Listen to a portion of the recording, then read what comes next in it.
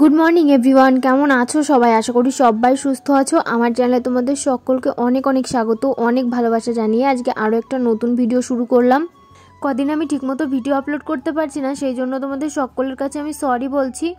2-3টে video আমার already করা হয়ে গেছে, কিন্তু সময়ের অভাবে আমি ভিডিওগুলো এডিট করতে পারছিলাম না। তো ভিডিও এডিট না করলে আমি কি করে তোমাদেরকে আপলোড দেব। আর এই ভিডিওটা হচ্ছে আমার সরস্বতী পুজোর দিনকার ভিডিও। আর এই ভিডিওটা খুবই ছোট্ট একটা ভিডিও হয়েছে। সকালবেলায় ঘুম থেকে উঠেই আমি সকাল সকাল উঠানটাকে ঝাড় দিয়ে নিলাম। আর আগের দিন আমি উঠানটাকে গোবর দিয়ে লেপে রেখেছিলাম। তোমরা তো সবাই জানো ভ্যালেন্টাইন্স ডে, ব্ল্যাক ডে, তারপরে সরস্বতী পুজো সবকিছুই একটা দিনেই হয়েছে এবার। আর এই যে দাদুটাকে দেখতে পাচ্ছ, এই দাদুটা একটা সময় আর্মিতে চাকরি করতো, এখন রিটায়ার হয়ে গেছে। 14ই ফেব্রুয়ারিতে আমাদের যে জওয়ানরা শহীদ হয়েছিল তাদেরকে সম্মান জানানোর জন্য বাজারে একটু ছোট্ট আয়োজন করা হয়েছিল। তো সেখানেই গেছিলো দাদু, একদম ড্রেস পরে সুন্দর করে। তারপরে আমাদের বাড়িতে এসেছে আর আমি বানাচ্ছিলাম বড়া। তো দাদুকে একটু খেতে দিলাম আর দাদুর সঙ্গে একটু ভিডিও করে নিলাম আমি। আর আমি একটু আগে গেছিলাম বাজার থেকে শাড়ি, ব্লাউজ, চটি এইসব কেনাকাটা করতে গেছিলাম। আর তোমাদের দাদাভাই কিন্তু লাইফে এই যে প্রথমবার পাঞ্জাবি পরলো, ওকে অন্তত 100 বার বলেছি আমি, বারবার করে জোর করেছি, তারপর আর কি পাঞ্জাবি কিনেছে আর পরলো। এই যে দেখো কেমন লাগছে আমাদের দুজনকে, তোমরা কিন্তু অবশ্যই কমেন্ট করে জানিও। আর এই যে এখন যাচ্ছিলাম আমরা ঘুরতে, বেশি দূর না, এই এখান দিয়েই ঘুরবো। আর আজকে আমাদের সঙ্গে যে এত খারাপ একটা ঘটনা ঘটে গেছিলো কি বলবো তোমাদের, তোমরা ভিডিওটা পুরোটা দেখো, বুঝতে পারবে। আর এই যে দেখো আমি রেডি হয়ে গেছি, মাথায় ফুল লাগিয়েছি, কেমন লাগছে কিন্তু জানিও অবশ্যই আমাকে। আর আমরা কিন্তু এখন বেরিয়ে পড়েছি, দেখো ওই যে সামনে একটা বান্ধবী, তার বয়ফ্রেন্ড, আর আমরা দুজনে এই 4 জনাই যাচ্ছিলাম ঘুরতে। বেশি দূরে নয়, 1 ঘন্টা মতো ঘুরেছিলাম, তারপরে আর কি বাড়ি চলে এসেছিলাম। একদম মন টন পুরো খারাপ হয়ে গেছিলো।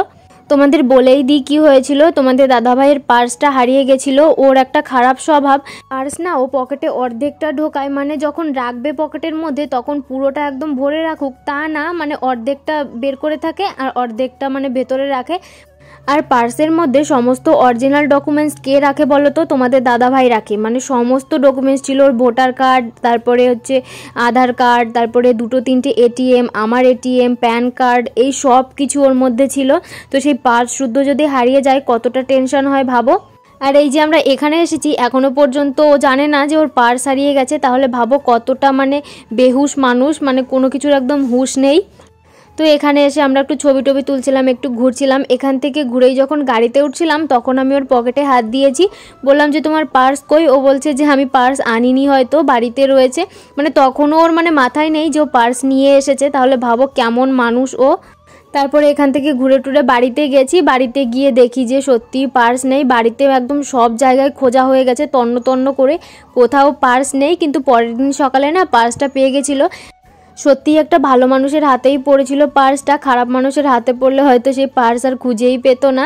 তিনি আবার ওর একটা বন্ধুকে বলছিল যে তোমাদের মধ্যে কারোর পার্স হারিয়েছে নাকি, পার্স পেয়েছি একটা। তো তারপরে আর কি এরকম করে খোঁজ পেয়েছে আর দিয়েছে।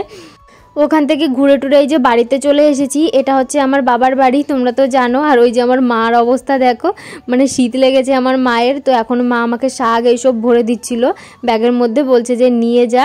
তো এখান থেকে বাড়িতে গেছি, এখনও আমরা জানি না যে পার্স হারিয়ে গেছে। বাড়িতে গিয়ে একদম মন টন খারাপ হয়ে গেছে। ভেবেছিলাম বাড়িতে গিয়ে রিলস বানাবো, কোনো কিছুই একদম ইচ্ছা করছিল না, মন টন একদম খারাপ হয়ে গেছে। আর এমনি ভিডিও করা হয়নি, ব্লগ শ্যুট। তো এই পর্যন্তই আমার ভিডিওটা করেছিলাম। আর এই যে দেখো আমাদের এই ছোট্ট আম গাছটায় কত সুন্দর আমের মুকুল এসেছে। তো চলো আজকের ভিডিওটা এ পর্যন্তই, দেখা হবে নতুন কোনো ভিডিওতে।